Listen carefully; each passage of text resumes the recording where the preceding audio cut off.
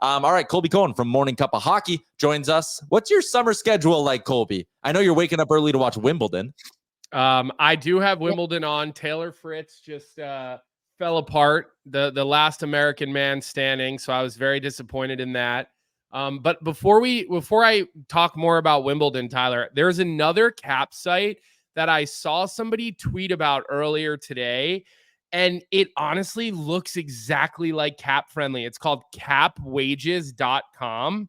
And I'm telling you right now, if I had a couple of beers, I'd think it was Cap Friendly. It looks identical to Cap Friendly. I haven't dug in on it yet, but it seems a lot more friendly to look at than Puckpedia. So that might be another one that's worth looking at.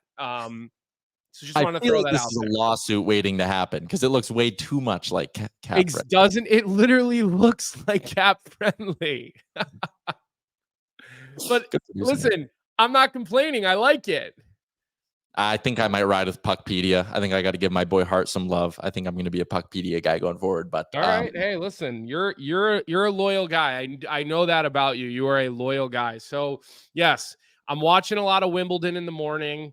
It's really hot right now, so Oliver's long walks and park sessions are curbed a little bit right now. Although he is a couple feet away from me, as he always is. Oliver, stop what you're doing, buddy. And yeah, otherwise, man, it's just being a dad, watching tennis, getting excited for the U.S. Open that comes to New York in a couple of months. We traveling a little bit, seeing some family. We were in Florida for a week, seeing some family up there. I was with you in Vegas for a week, doing some work and up to no good, we had some great dinners in Vegas, didn't we? Yeah, we did. What was the thing I ate at the seafood restaurant that I was hesitant about, and it was like raw fish? What was that called? Hamachi crudo. I was really proud of you. You ate the hamachi crudo at Catch in Las Vegas, which is a hamachi. It's a nice light white fish, and it comes in this very unique sauce. But I was very proud of you for trying it. I really was. I thought that was like a big step in your food journey. Yeah, not the craft dinner I'm usually used to eating. So 100% on that. It was an adventure for sure, but it was really good. I've never been there before. It was a solid restaurant. I don't know if Greta in Edmonton has hamachi crudo. I don't know if they serve that. But they have pizza taquitos, which I would prefer. The pizza taquitos are legit at Greta Kolb. All right, Morning Cuppa Hockey. You guys are doing one show a week right now, like an interview every week, right?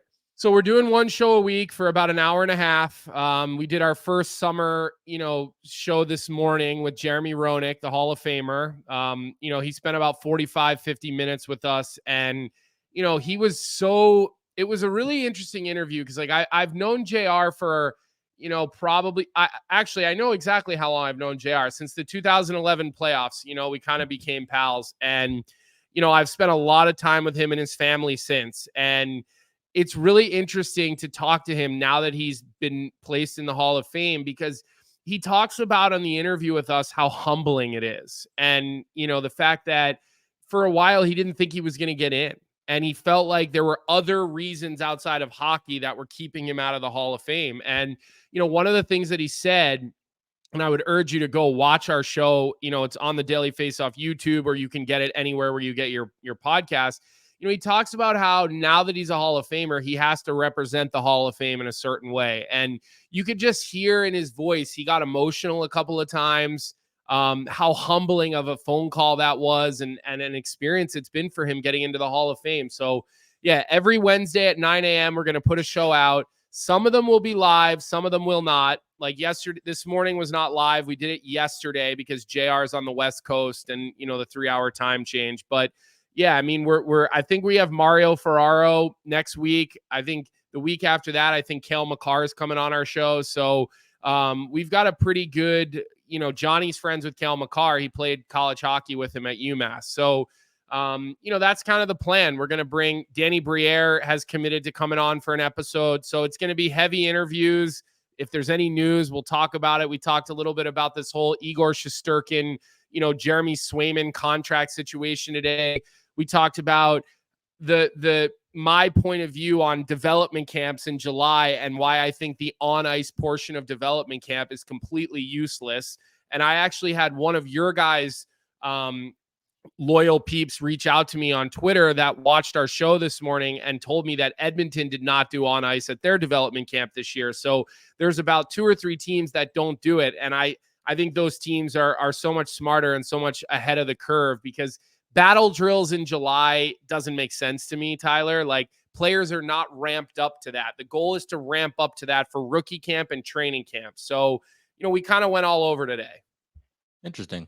Not a lot going on. As I said in my Around the League report, a lot of teams have kind of gotten the bulk of their work done. I wanted to ask you a little bit about what you thought of the Oilers offseason, because even though it's only been 2.5 weeks since they lost Game 7, like, optimism is high right now around Edmonton. Is it a homer take to say the Oilers are looking like a wagon after what they did in the first 10 days of the offseason? No, not at all. And I texted you and was texting you every time Jeff Jackson, wrote a check or made a deal, as he was just wheeling and dealing. And, look, we don't need to go player for player because everybody already knows. But I think what this should really do for fans in Edmonton is make them realize that I think the Edmonton Oilers are becoming a destination. And I got to tell you something. I've had good friends that have gone into free agency over the last 10 years. And Edmonton, I'm not going to throw any names out there, but let's talk about a right shot power play defenseman who was a big name free agent 5 years ago, who Edmonton came to him, offered him a 7-year contract, offered him top of the market money, and he didn't go. He went to his hometown team, took a discount, whatever, because guys didn't want to go. There was a stigma like there is in Winnipeg, right? For an American player or a guy from the East Coast or whatever. I don't think that that's there anymore, because I think Connor McDavid, and more than Connor McDavid and Draisaitl, they get a lot of credit. But I think the atmosphere in which the Edmonton Oilers and their fans showed up with during the playoffs, I think really opened a lot of people's eyes. And I've come on your show time and time again and complained about Connor McDavid needing to be on national TV in America on Saturday and Sunday at 3 p.m. or 1 p.m. So everybody here who only hears whispers about this magical hockey player can see it, right? And I think you combine all that with the fact that they were on ABC on the biggest one of the biggest networks in America all throughout the Cup finals. They took it to Game 7. There was a noticeable difference when you watched a game in Florida versus Tampa or versus Edmonton. You could feel the energy. And I think that really is changing the way people look at this team and this organization, and the fact that they have this win now window. And I think that's where, Skinner's like, why would I go somewhere? Other teams offered Skinner more. He took less money to go to Edmonton. So I see a changing of that sort of mentality of I don't want to go play in Edmonton. It's too far. It's too cold, whatever. So I think that is a massive, massive shift and change that came from the success that this team had all season. It is wild to look at that. Even Adam Henrique taking, less money to come back to Edmonton after kind of getting a taste of it for a couple of weeks. It is significant, and it's a total shift from what we're used to in the old days of, the Oilers having to pay, extra, throw the extra year at Milan Lucic and all that kind of stuff to get these guys to commit. Outside of Edmonton, who's on your podium of off-season winners here? And if Oliver has a take, more than welcome to chime in. Yeah. Well, of course he has a take. Hi, buddy. Look, you can't not love what Barry Trotz did. You really can't. You can't sit there and look at the moves that they made and not feel really good about who Barry Trotz is going to be as a GM. And I think the fans in Nashville are a completely underrated fan base. I think players want to play there. JR said on my show yesterday, Johnny asked the question, if there was one team you were a 33-year-old free agent you could sign with, who would it be? And he named 2: Vegas, Nashville. Okay. And I think you saw that with what happened with Steven Stamkos and Brady Shea and Jonathan, Marchessault. So I think, those guys deserve a lot of credit, for what they were able to do and kind of the way that they were able to put their team, into a really good situation. And I also think you combine that and you start looking around the league, a lot of the other teams, in my opinion, took a little bit of a step back, right? Like, Florida's not, in my opinion, going to be as good. And I don't think Tampa Bay is going to be as good. And I don't think the Rangers, in my opinion, didn't really do enough. I think, Boston went out. They made a couple of moves. I think they'll be good acquisitions in the short term, but I don't think they're going to be great acquisitions in the long term. I think you way overpaid Zadorov. I just don't think he's worth that. But, to me, Barry Trotz, he stole the show on free agency. He brought in the biggest names and he did the best work. Yeah, I agree. It is a little bit of like the team that wins the offseason rarely ever goes on and wins the Stanley Cup. And I do think maybe in a couple of years, some of those deals might not age that well. Like 7x7 for Brady Shea, it's a lot of money. And I guess by the end of it, the cap, who knows what the cap will be? Should be 115 or 120 million at that point. So that number becomes such a small, portion of your cap. And I don't think I gave enough credit to the New Jersey Devils just now too. And you asked me that question. Like, I think they did a really good job between, grabbing, I see the comment now on the screen, don't sleep on the Devils. But, I think they bolstered their back end. I think they got better in goal. They added some sandpaper. I thought that, Stefan Nason signing up front for the Devils was a real quality signing. So like, I think the Devils actually put themselves, at or with the Rangers at the top of that Metropolitan Division. So I think they also did a really nice job out in New Jersey. And look, I think Kyle Davidson in Chicago, and I have some bias towards Kyle. He's a friend of mine, but I think he did the right thing this summer by surrounding Connor Bedard with some good talent. I really do. I liked the mix. He brought in some leadership. He brought in some higher end skill. I still don't see them as a good team next year, but they'll have a pulse, right? And that city needs to have a team with a pulse. So it's kind of how I saw free agency go for a couple of teams in a good way. Who fumbled the hardest? Which GM are you looking at being like, what the hell are you doing, man? For me, when I pull up Puckpedia and I see the Detroit Red Wings sitting with $19.9 million in cap space. And listen, I know they went out and got Tarasenko, and that's a fine signing, and they're bringing back Patrick Kane, and that's a fine move as well. But they went out there and they gave up a second-round pick to get off of Jake Wallman. And now I'm going, there's no reason for them to do that. You didn't spend that money at all, and you didn't add a single defenseman outside of William Lagesson. Yeah. I don't know what the Red Wings are doing. Is that your answer, or is there another team out there? Look, I think the Red Wings kind of fumbled a little bit for sure. I think when you look at a team like the Islanders, you kind of wonder, like, what are they doing? Like, what is the Islanders' purpose right now? It's just so we're okay with being okay type of mentality. They haven't, bought guys out. They haven't made any moves. I think they fumbled a little bit. But yeah, like what was Steve Yzerman doing? And then look, I got to tell you the other guy who I usually give the benefit of doubt to, but I think Julien BriseBois made a massive mistake in letting Steven Stamkos go the way that he let him go, not getting a deal done earlier, not finding a way to make it work. That 3x8, I get it. You're giving a guy 8 years who has no business getting 8 years. So you're like, look, we're going to pay you even way when you're not. But, I think that they should have figured out a way to, sit him down and come up with a long-term vision where you're going to go from player to whatever, like make that work. And I think, I'm okay with saying bye to a superstar of 16 years. Like, I watched it happen in Chicago. It needed to happen, but I didn't like how it went down. And I thought that was a major fumble for Tampa. I think a lot of players in that Tampa locker room are really, really disappointed in how Julien BriseBois, went about that. And I've proposed this a number of times. Steven Stamkos and Mikhail Sergachev make right around the same amount of money as, Ryan McDonough and Jake Gensel. Okay. And my question is, are you are you better off? Like, are you that much better off? Like, I don't know. You already said bye to Ryan McDonough, who I'm a fan of. I love the way he plays and what he can still do. So I think Julien Brisebois fumbled the bag the way he handled that whole situation.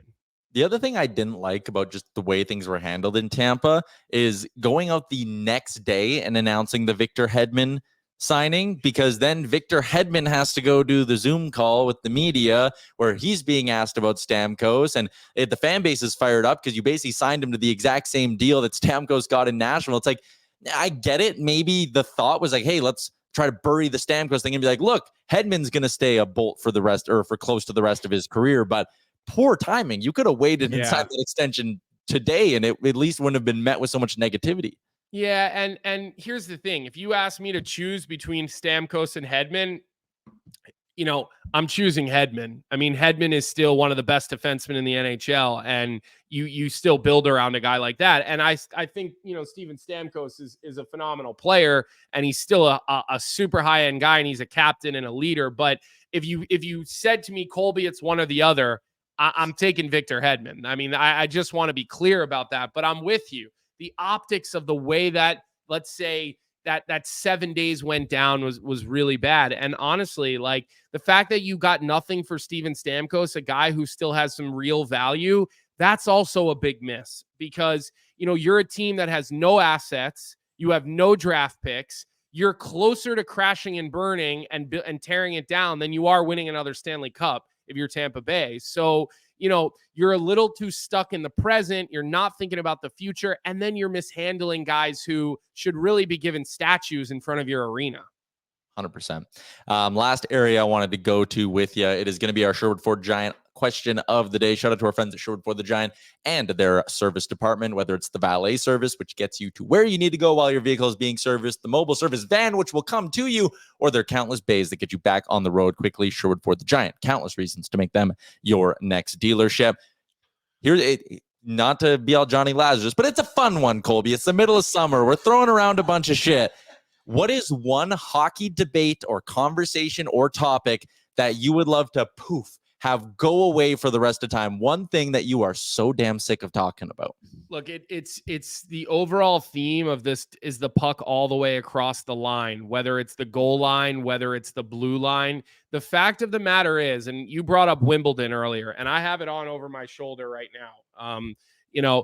They have shot spot technology at the majors now. I don't believe they have it at the French because it's a little different on clay, so it's a little more difficult. But, there's no more line judges. You're taking human error out of it. You have a chip and you have technology, and it shows exactly where the ball hit, whether it's on the line, off the line, a hair, a millimeter, a 1 million, whatever. Why, when they're serving the ball 100 and sometimes 40 miles an hour, can they figure something out? But we cannot figure anything out in the game of hockey. Let's put something in the puck, okay? Let's take human error out of it. Let's get rid of these 5 and 7 minute replays on offsides, or did the goalie's glove is blocking the camera in the net so you can't see if it went in. Why is there not technology for this, Tyler? Let's get rid of the offsides debate. Is the puck in the net debate? Let's just let technology be a beautiful thing and let that solve these problems, okay? And then, the other thing you could do is just make the blue line. If you're touching the blue line's part of the offensive zone now. Rather than having to clear the blue line, just make the blue line part of the offensive zone. You'll have more goals. That's always the goal with the NHL, is more goals, more entertainment. Make the blue line part of the offensive zone. All you got to do is be touching it, right? And I think that will eliminate these constant debates. And in the playoffs, when we're sitting here going, oh, that shouldn't be called back in a Stanley Cup game. And it's like, well, but if it was offsides, it's offside. I'm sick of that shit, okay? That's something that we could eliminate, and we aren't, and I don't get it, right? Like, the 5-minute major hits to the head, all that's always going to be goalie interference. That stuff's always going to be, a gray area, even though goalie interference is so annoying, but I thought that would be too easy of a response to you guys. So I think that, to me, you could do really wonders with some technology in the puck and eliminate those questions and all those reviews about those questions. in a sport like soccer, and I see Spidey threw it in the chat, the VAR in soccer now, like the offside line in soccer is always moving based on the play, right? In hockey, it is the same spot every time. The goal line is the same spot every time. Like, you're bang on. There is absolutely no reason why this kind of technology can't be adopted at the highest level in the NHL. It shouldn't be a money thing. Like, you just have to outfit the 32 arenas once and boom, you're good to go. So I really don't understand that. Like, why there can't be like they have in VAR in soccer where the line goes up, they do the little animation and look, like the tip of his knee was this far over, offside, versus in the NHL, like even that goal, I know it benefited the Oilers, but like that goal the Panthers scored, and it ended up being a bit of a changer too. And I think it was game 4 of the Cup final, or game 5, or no, game 6 of the Cup final. It was game 6 of the Cup final. That really changed things. And I know they eventually got the call right, but the fact that there's even the gray area is just a bad look for the league. Yeah, no, listen, it makes me wonder what is happening that it isn't. Think about all the guys are wearing chips in their jerseys. We know how fast everyone's skating. I mean, look, you could also, why can't we put something on skate blades or on skates, right? I mean, there has to be some way to do this where people who are a lot smarter than you and I can figure it out and the players wouldn't even notice it. Yeah, you're bang on. All right, Colby, appreciate your time, man. This was a real good 20 minutes of in-depth hockey talk. Go back to enjoying your Wimbledon. All right. See you, boys. There you go. Colby Cohen on the Star Mechanical Guest Line Show. What's up, Nation citizens? If you like that video, then you need to be subscribed to the Oilers Nation YouTube. Podcasts, live shows, exclusive interviews, and analysis. Everything you need from your favorite voices at Oilers Nation. And you don't want to miss any of it, so hammer that subscribe button.